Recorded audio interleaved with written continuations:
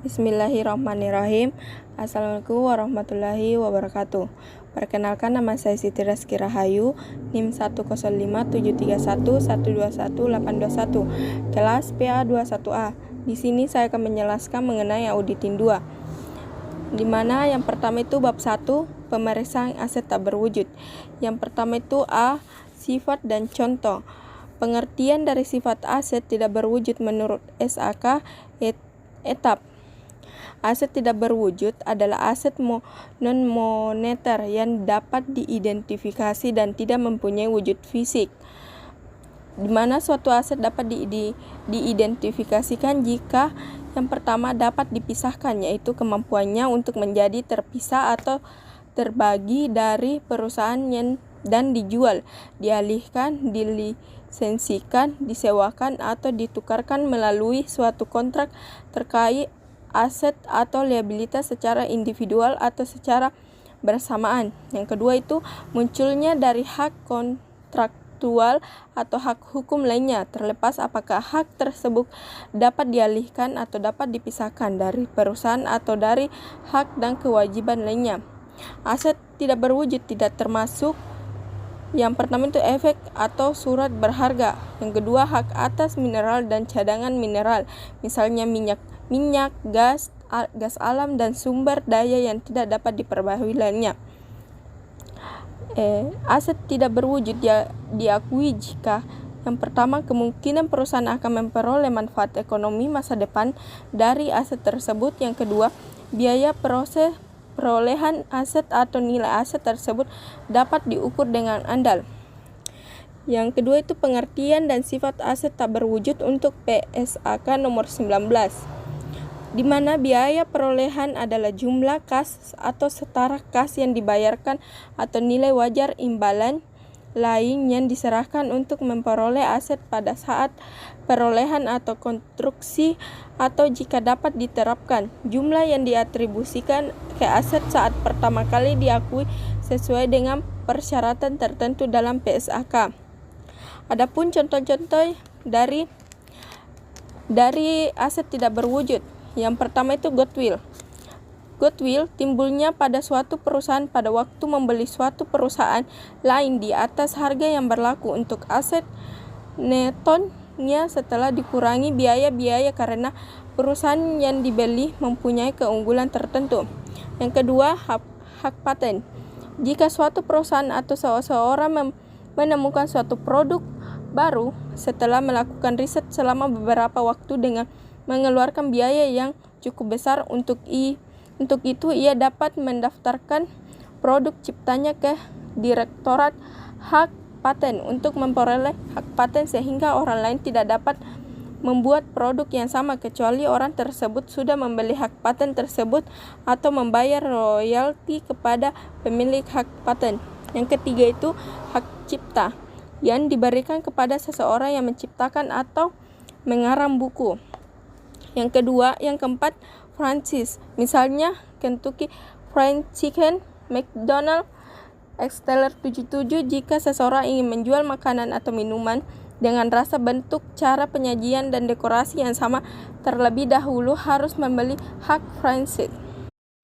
Bagian B, tujuan pemeriksaan aset tak berwujud. Tujuan pemeriksaan aset tak berwujud adalah untuk memeriksa apakah terdapat internal control yang cukup baik atau atas aset tersebut. Di mana dalam hal ini auditor cukup menggunakan internal control questionnaires. Contoh ICV untuk aset tak berwujud bisa dilihat di exhibit. Beberapa ciri internal kontrol yang baik atas aset tersebut adalah yang pertama itu adanya sistem otorisasi dalam penambahan dan penghapusan aset tak berwujud. Yang kedua, adanya internal auditor yang memeriksa kelengkapan bukti pendukung dari perolehan dan penambahan aset tak berwujud serta otorisasinya. Yang kedua itu untuk memeriksa apakah perolehan, penambahan, dan penghapusan aset tak berwujud didukung oleh bukti-bukti yang sah dan lengkap serta diotorisasikan oleh pejabat perusahaan yang berwenang. Misalnya untuk memperoleh franchise, apakah ada perjanjian franchise wujudnya serta apakah sudah diotorisasikan oleh direksi. Yang ketiga, untuk memeriksa apakah aset tak berwujud yang dimiliki perusahaan masih mempunyai kegunaan di masa yang akan datang. Untuk menaksir masa manfaat aset tak berwujud harus dipertimbangkan antara lain itu yang pertama ketentuan hukum, peraturan, perjanjian membatasi masa manfaat maksimum. Yang kedua, kemungkinan untuk memperbaharui atau memperpanjang batas masa manfaat yang telah ditentukan. Yang ketiga, pengaruh keusangan, permintaan, persaingan, dan faktor perubahan ekonomi dan teknologi yang mempengaruhi masa manfaat. Yang keempat, untuk memeriksa apakah amortisasi aset tak berwujud yang dimiliki perusahaan sesuai dengan standar akuntansi etap. Bagian C, audit prosedur atas aset tak berwujud. Yang pertama itu pelajari dan evaluasi internal kontrol atas aset tak berwujud. Kedua, minta perincian aset tak berwujud per tanggal laporan posisi keuangan atau neraca yang antara lain menunjukkan saldo awal, penambahan, amortisasi, dan penghapusan serta saldo akhir. Yang ketiga, cocokkan saldo awal dan saldo akhir ke buku besar, lalu cek voting dan cross voting. Yang keempat, periksa penambahan aset tak berwujud. Yang pertama, apakah diotorisasikan pejabat entitas yang berwenang. Kedua, periksa notulen rapat direksi atau pemegang saham untuk mengetahui apakah otorisasi tersebut diberikan melalui rapat tersebut. Yang ketiga, periksa keabsahan dan kelengkapan bukti-bukti pendukungnya. Yang kelima, periksa amortisasi dan penghapusan jika ada aset tak berwujud. Pemeriksaan apakah amortisasi dilakukan sesuai dengan standar akuntansi keuangan Indonesia etap atau PSAK dan perhitungan akurat. Jika ada aset tak berwujud yang dihapuskan, misalnya goodwill, karena tidak lain mempunyai kegunaan, maka harus diperiksa otorisasi dari pejabat entitas yang berwenang. Keenam, periksa perjanjian-perjanjian yang dibuat entitas dengan pihak ketiga yang ingin menggunakan hak paten, hak cipta, dan franchise yang dimiliki perusahaan. Yang ketujuh, periksa apakah penyajian aset terwujud dalam laporan keuangan sesuai dengan standar akuntansi keuangan di Indonesia. Bab 2. Pemeriksaan liabilitas jangka pendek. A. Sifat dan contoh liabilitas jangka pendek. Liabilitas jangka pendek adalah liabilitas perusahaan kepada pihak ketiga yang jatuh tempo atau harus dilunasi dalam waktu kurang atau sama dengan 1 tahun atau dalam satu siklus operasi normal perusahaan, biasanya menggunakan aset lancar perusahaan. Menurut PSAK, liabilitas merupakan utang perusahaan masa kini yang timbul dari peristiwa masa lalu. Penyelesaian diharapkan mengakibatkan arus keluar dari sumber daya perusahaan yang mengandung manfaat ekonomis. Penyelesaian kewajiban yang ada sekarang dapat dilakukan dengan berbagai cara, sebagai contoh dengan pembayaran kas, penyerahan aset lain, pemberian jasa, pergantian kewajiban tersebut dengan kewajiban lain, konversi kewajiban menjadi ekuitas. Adapun contoh dari liabilitas jangka pendek, yang pertama itu utang usaha, yang kedua pinjaman dari bank, ketiga bagian dari kredit jangka panjang yang jatuh tempo dalam waktu kurang atau sama dengan 1 tahun, yang keempat utang pajak, yang kelima biaya yang masih harus dibayar, yang keenam voucher payable dalam hal digunakan voucher sistem, ketujuh utang dividen, 8 pendapatan yang diterima di muka, yang kesembilan uang muka penjualan, yang ke-10 utang pemegang saham, yang ke-11 utang liasin atau kewajiban sewa yang jatuh tempo 1 tahun yang akan datang, ke-12 utang bunga, ke-13 utang perusahaan afiliasi atau utang dalam rangka hubungan khusus. Bagian B, tujuan pemeriksaan audit objektif liabilitas jangka pendek. Yang pertama itu terdapat internal kontrol yang baik atas liabilitas jangka pendek. Kedua, liabilitas jangka pendek yang tercantum di laporan posisi keuangan atau neraca. Yang ketiga, semua liabilitas jangka pendek perusahaan sudah tercatat per tanggal laporan posisi keuangan atau neraca. Keempat, accrued expenses jumlahnya reasonable, masuk akal atau wajar, atau tidak dalam arti yang tidak terlalu besar dan tidak terlalu kecil. Kelima, kewajiban sewa atau leasing. Jika ada, sudah dicatat sesuai dengan standar akuntansi sewa guna usaha. Yang keenam, seandainya ada liabilitas jangka pendek dalam mata uang asing per tanggal laporan posisi keuangan atau neraca. Ketujuh, biaya bunga yang terutang dari liabilitas jangka pendek telah dicatat per tanggal laporan posisi keuangan atau neraca. Yang kedelapan, biaya bunga liabilitas jangka pendek yang tercatat pada tanggal laporan posisi keuangan atau neraca betul telah terjadi, dihitung secara akurat dan merupakan beban perusahaan. Yang kesembilan, semua persyaratan dalam perjanjian kredit telah diikuti oleh perusahaan sehingga tidak terjadi bank default. Yang ke-10, penyajian liabilitas jangka pendek di dalam laporan posisi keuangan atau neraca dan catatan atas laporan keuangan sesuai dengan standar akuntansi keuangan di Indonesia, etap SAK dan IFRS. Bagian C, prosedur pemeriksaan liabilitas jangka pendek. Yang pertama itu pelajari dan evaluasi internal kontrol atas liabilitas jangka pendek. Kedua, minta rincian dari liabilitas jangka pendek, utang usaha maupun liabilitas lainnya. Yang ketiga, untuk utang usaha, cocokkan saldo masing-masing. Yang keempat, secara tes basis atau sampling. Yang kelima, seandainya terdapat monthly statement of accounting dari supplier. Keenam, pertimbangkan untuk mengirim konfirmasi. Ketujuh, periksa pembayaran sesuai tanggal laporan posisi keuangan atau neraca. Kedelapan, seandainya ada utang kepada bank. Kesembilan, seandainya ada utang dari pemegang saham. Ke-10, seandainya ada utang leasing atau sewa. Ke-11, periksa perhitungan dan pembayaran bunga. Ke-12, seandainya ada saldo debit. Bab 3, pemeriksaan liabilitas jangka panjang. A. Sifat dan contoh liabilitas jangka panjang. Saat perusahaan atau bank memberikan fasilitas kredit atau memberikan pinjaman, pihak yang memberikan kredit disebut kreditur atau pemberi pinjaman, dan pihak yang menerima kredit disebut debitur atau peminjam. Setiap perusahaan memiliki utang atau liabilitas, baik liabilitas jangka pendek maupun liabilitas jangka panjang. Utang jangka panjang merupakan kewajiban yang dimiliki oleh entitas saat ini yang harus segera dibayarkan kepada pihak ketiga atau debitur yang pembayarannya menggunakan aset lancar dalam waktu 12 bulan atau lebih dari 1 tahun.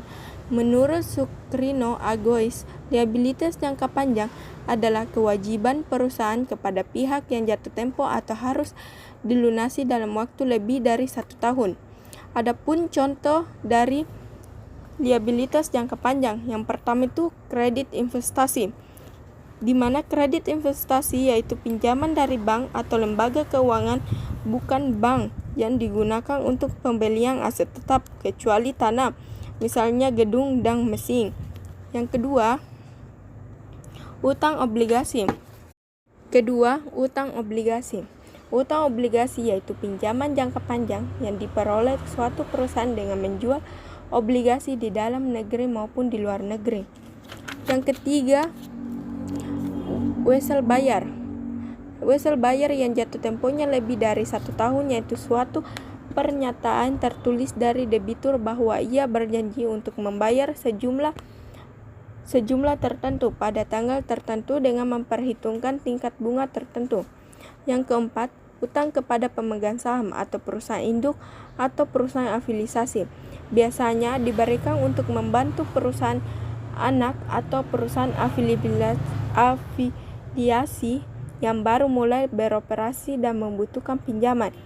Yang kelima, utang subordinasi, di mana utang subordinasi itu utang dari pemegang saham atau perusahaan induk yang mempunyai beberapa sifat. Yang pertama, tanpa bunga.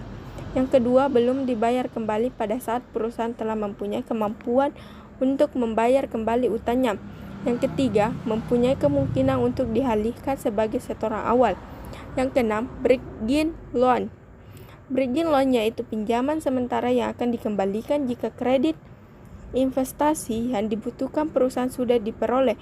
tingkat bunga biasanya lebih tinggi dari tingkat bunga pasar dan bisa berupa short-term loan atau long-term loan. Yang ketujuh, utang leasing atau utang dalam rangka sewa guna, yaitu utang yang diperoleh dari perusahaan leasing untuk pembelian aset tetap dan biasanya dicicil dalam jangka panjang. Bagian B, tujuan pemeriksaan audit objektif liabilitas jangka panjang. Tujuan pemeriksaan kewajiban jangka panjang adalah untuk menentukan apakah yang pertama itu terdapat internal kontrol yang baik atas kewajiban jangka panjang. Kedua, liabilitas jangka panjang yang menjadi kewajiban perusahaan sudah dicatat seluruhnya per tanggal laporan posisi keuangan atau neraca dan diotorisasikan oleh pejabat perusahaan yang berwenang. Ketiga, liabilitas jangka panjang yang tercantum di laporan posisi keuangan betul-betul merupakan kewajiban perusahaan. Yang keempat, liabilitas jangka panjang yang berasal dari legal claim atau aset yang dijaminkan sudah diidentifikasi. Yang keempat, liabilitas jangka panjang dalam valuta asing per tanggal laporan posisi keuangan sudah dikonversikan ke dalam rupiah dengan kurs tengah Bank Indonesia per tanggal laporan posisi keuangan dan selisih kurs yang terjadi sudah dibebankan atau dikreditkan pada laba rugi tahun berjalan. Keenam, biaya bunga dan bunga yang terutang dari liabilitas jangka panjang serta amortisasi dari premium atau diskon obligasi telah dicatat per tanggal laporan posisi keuangan. Ketujuh, biaya bunga liabilitas jangka panjang yang tercatat pada tanggal laporan posisi keuangan betul telah terjadi, dihitung secara akurat dan merupakan beban perusahaan. Yang kedelapan, semua persyaratan dalam perjanjian kredit telah diikuti oleh perusahaan sehingga tidak terjadi bank atau default. Yang kesembilan, bagian dari liabilitas jangka panjang yaitu jatuh tempo dalam 1 tahun yang akan datang sudah diklasifikasi sebagai kewajiban lancar. Yang ke-10, liabilitas jangka panjang berikut diskon, premium, dan bunga yang timbul sudah dicatat dengan akurat dan diklarifikasikan serta diungkapkan dalam laporan keuangan. Bagian C, audit prosedur yang disarankan. Prosedur audit direkomendasikan adalah yang pertama, pelajari dan evaluasi internal kontrol. Kedua, dapatkan dan periksa ringkasan perubahan. Ketiga, kirim konfirmasi kepada bank. Keempat, minta salinan atau kopi. Kelima, periksa apakah perolehan atau penambahan. Keenam, periksa perhitungan bunga. Ketujuh, periksa apakah ada liabilitas jangka panjang. Kedelapan, ada utang dari pemegang saham. Kesembilan, utang leasing. Ke-10, liabilitas jangka panjang jatuh tempo. Bab 4, pemeriksaan ekuitas. Yang A, sifat dan contoh ekuitas. Dari segi perusahaan, modal merupakan kewajiban perusahaan kepada pemilik perusahaan. Sedangkan dari segi pemilik perusahaan, modal adalah bagian hak pemilik atas kekayaan bersih perusahaan atau harta dikurangi kewajiban. Dalam suatu perusahaan, perorangan modal terdiri atas modal pemilik tunggal, laba yang diperoleh, dan tambahan setoran modal akan menambah saldo modal, kerugian yang diderita dalam suatu periode, dan pengambilan privat akan mengurangi saldo modal. Bagian B, tujuan pemeriksaan ekuitas. Tujuan pemeriksaan ekuitas adalah sebagai berikut. Yang pertama, untuk memeriksa apakah terdapat internal kontrol yang baik atas permodalan, termasuk internal kontrol atas transaksi jual beli saham, pembayaran dividen, dan sertifikat saham. Kedua, untuk memeriksa apakah struktur permodalan yang tercantum di laporan posisi keuangan sudah sesuai dengan apa yang tercantum di akta pendirian perusahaan. Yang ketiga, untuk memeriksa apakah izin-izin yang diperlukan dari pemerintah yang menyangkut ekuitas, misalnya dari Kemhumkan, BKPM, BKPMD, BAPEPAM, LK, KPP, dan SK Presiden RI telah dimiliki oleh perusahaan. Yang keempat, untuk memeriksa apakah perusahaan terhadap ekuitas telah mendapat otorisasi baik dari pejabat perusahaan yang berwenang atau direksi dewan komisaris, rapat umum pemegang saham maupun dari instansi pemerintah.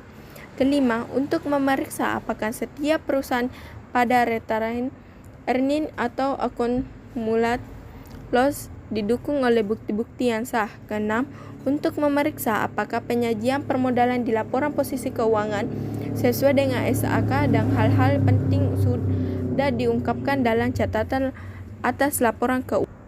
C. Audit prosedur yang disarankan. Yang pertama itu pelajari dan evaluasi internal kontrol atas permodalan dan transaksi jual beli saham. Kedua, minta salinan dari akta pendirian, SK pengesahan Menteri Hukum dan HAM. Ketiga, cocokkan data yang ada dalam akta pendirian tersebut dengan modal yang tercantum di laporan posisi keuangan dan penjelasan dalam catatan atas laporan keuangan. Keempat, untuk perusahaan yang baru didirikan dan perusahaan yang mempunyai tambahan setoran modal dalam periode yang diperiksa, periksalah bukti setoran dan bukti pembukuan lainnya serta otorisasi dari pejabat perusahaan yang berwenang dan instansi pemerintah. Yang kelima, jelaskan dalam kertas kerja pemeriksaan. Yang pertama itu berapa modal dasar, modal ditempatkan, modal disetor serta premium dan diskon dari penjualan saham. Kedua, jenis saham yang dimiliki perusahaan, berapa jumlah common stock dan preferred stock dalam jumlah lembar maupun nilai nominal. Yang ketiga, rincian pemegang saham. Bab 5. Pemeriksaan atas perkiraan laba rugi. A. Sifat dan contoh.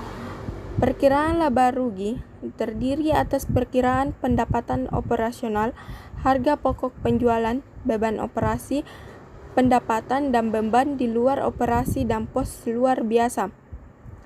Entitas harus mengukur pendapatan berdasarkan nilai wajar atas pembayaran yang diterima atau masih harus diterima.